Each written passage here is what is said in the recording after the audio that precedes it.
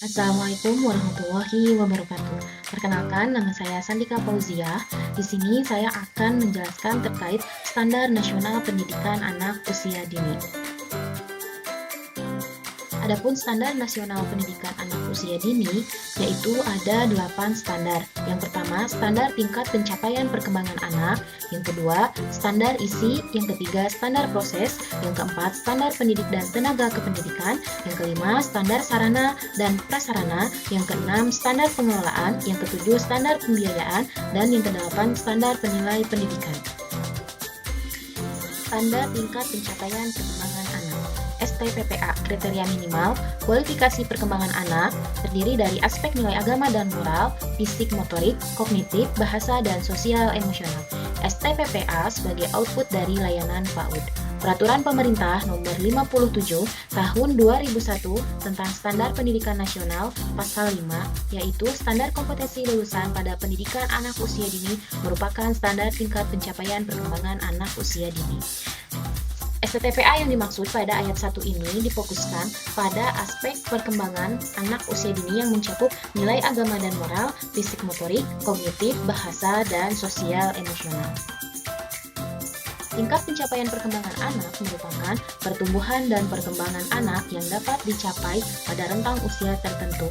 Pertumbuhan anak merupakan pertambahan berat dan tinggi badan yang mencerminkan kondisi kesehatan dan gizi yang mengacu pada panduan pertumbuhan anak dan dipantau menggunakan instrumen yang dikembangkan oleh Kementerian Kesehatan yang meliputi Kartu Menuju Sehat atau KMS, tabel berat badan dan tinggi badan, dan alat ukur lingkar kepala. Pencapaian pertumbuhan dan perkembangan anak yang optimal membutuhkan keterlibatan orang tua dan orang dewasa serta akses layanan PAUD yang bermutu. Yang berikutnya ada standar isi. Lingkup materi standar isi meliputi program pengembangan yang disajikan dalam bentuk tema dan subtema yang disusun sesuai dengan karakteristik, kebutuhan, tahap perkembangan anak dan budaya lokal. Pelaksanaan tema dan subtema dalam kegiatan pengembangan melalui bermain dan pembiasaan. Tema dan subtema ini dikembangkan dengan memuat unsur-unsur nilai agama dan moral, kemampuan berpikir, kemampuan berbahasa, kemampuan sosial emosional, kemampuan fisik motorik, serta apresiasi terhadap seni. Yang berikutnya ada standar proses. Standar proses ini mencakup perencanaan pembelajaran, pelaksanaan pembelajaran, evaluasi pembelajaran, pengawasan pembelajaran. Perencanaan pembelajaran dilakukan dengan pendekatan dan model pembelajaran yang sesuai dengan kebutuhan, karakteristik anak, dan budaya lokal. Perencanaan pembelajaran meliputi program semester, rencana pelaksanaan pembelajaran mingguan, dan rencana pelaksanaan pembelajaran harian. Perencanaan pembelajaran disusun oleh pendidik pada satuan program PAUD. Pelaksanaan pembelajaran dilakukan melalui bermain secara interaktif, inspiratif, menyenangkan, kontekstual, dan berpusat pada anak untuk berpartisipasi aktif serta memberikan keleluasaan bagi prakarsa, kreativitas, dan kemandirian sosial dengan bakat, minat, dan perkembangan fisik serta psikologis anak. Evaluasi pembelajaran mencakup evaluasi proses dan hasil pembelajaran yang dilakukan oleh pendidik untuk menilai keterlaksanaan rencana pembelajaran. Evaluasi hasil pembelajaran dilaksanakan oleh pendidik dengan membandingkan antara rencana dan hasil pembelajaran. Hasil evaluasi sebagai dasar pertimbangan tindak lanjut pelaksanaan pengembangan selanjutnya. Pengawasan pembelajaran merupakan proses penilaian atau pengarahan dalam perencanaan dan pelaksanaan pembelajaran. Pengawasan pembelajaran dilakukan dengan teknik supervisi pendidikan. Pengawasan pembelajaran dilakukan oleh kepala satuan atau program PAUD terhadap guru PAUD atau guru pendamping secara berkala minimum 1 kali dalam 1 bulan. Standar pendidik dan tenaga kependidikan. Pendidik anak usia dini merupakan tenaga profesional yang bertugas merencanakan, melaksanakan pembelajaran, dan menilai hasil pembelajaran, serta melakukan pembimbingan, pelatihan, pengasuhan, dan perlindungan. Pendidik anak usia dini terdiri atas guru PAUD, guru pendamping, dan guru pendamping muda.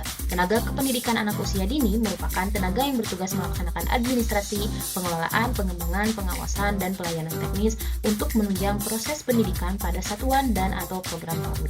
Tenaga kependidikan terdiri atas pengawas pendidik, tenaga administrasi, dan tenaga penunjang lainnya. Pendidik dan tenaga kependidikan anak usia dini memiliki kualifikasi akademik dan kompetensi yang dipersyaratkan, sehat jasmani, rohani, dan sosial. Yang berikutnya, standar sarana dan prasarana merupakan perlengkapan dalam penyelenggaraan dan pengelolaan kegiatan pendidikan, pengasuhan, dan perlindungan anak usia dini. Pengadaan sarana dan prasarana perlu disesuaikan dengan jumlah anak, usia, lingkungan sosial, dan budaya lokal, serta jenis layanan. Prinsip pengadaan sarana dan prasarana meliputi keamanan, kebersihan, kesehatan, nyaman, indah, sesuai dengan tingkat perkembangan anak. Memanfaatkan potensi dan sumber daya yang ada di lingkungan sekitar, dan benda lainnya yang layak pakai serta tidak membahayakan kesehatan anak. Yang berikutnya, standar pengelolaan. Standar pengelolaan PAUD merupakan pelaksanaan yang mengacu pada standar isi, proses, pendidik dan tenaga kependidikan, sarana prasarana, serta pembiayaan. Standar pengelolaan pendidikan anak usia dini meliputi perencanaan program, pengorganisasian, pelaksanaan perencana kerja, dan pengawasan. Perencanaan program merupakan penyusunan kegiatan lembaga PAUD dalam mencapai visi, misi, dan tujuan lembaga. Setiap satuan atau program memiliki kurikulum, kalender pendidikan, struktur organisasi, tata tertib, dan kode etik. Berikutnya, standar pembiayaan. Komponen pembiayaan meliputi biaya operasional dan biaya personal. Biaya operasional digunakan untuk gaji pendidik dan tenaga kependidikan, serta tunjangan yang langsung. Penyelenggaraan program pembelajaran, pengadaan dan pemeliharaan sarana prasarana, serta pengembangan sumber daya manusia. Biaya personal meliputi biaya pendidikan yang dikeluarkan untuk anak dalam mengikuti proses pembelajaran. Biaya operasional dan biaya personal dapat berasal dari pemerintahan pusat, pemerintah daerah, yayasan, partisipasi masyarakat, dan atau pihak lain yang tidak mengikat. Berikutnya, yang terakhir ada standar penilaian pendidikan. Standar penilaian pendidikan merupakan kriteria tentang penilaian proses dan hasil pembelajaran anak dalam rangka pemenuhan standar tingkat pencapaian perkembangan sesuai tingkat usianya. Penilaian, proses, dan hasil pembelajaran anak mencakup prinsip penilaian, teknik, instrumen, penilaian, mekanisme penilaian, pelaksanaan penilaian, dan juga pelaporan hasil penilaian. Prinsip penilaian di sini mencakup prinsip edukatif, otentik, objektif, akuntabel, dan transparan yang dilakukan secara terintegrasi, berkesinambungan, dan memiliki kebermaknaan. Sekian pembahasan dari saya mengenai Standar Nasional Pendidikan Anak Usia Dini. Terima kasih. Wassalamualaikum warahmatullahi wabarakatuh.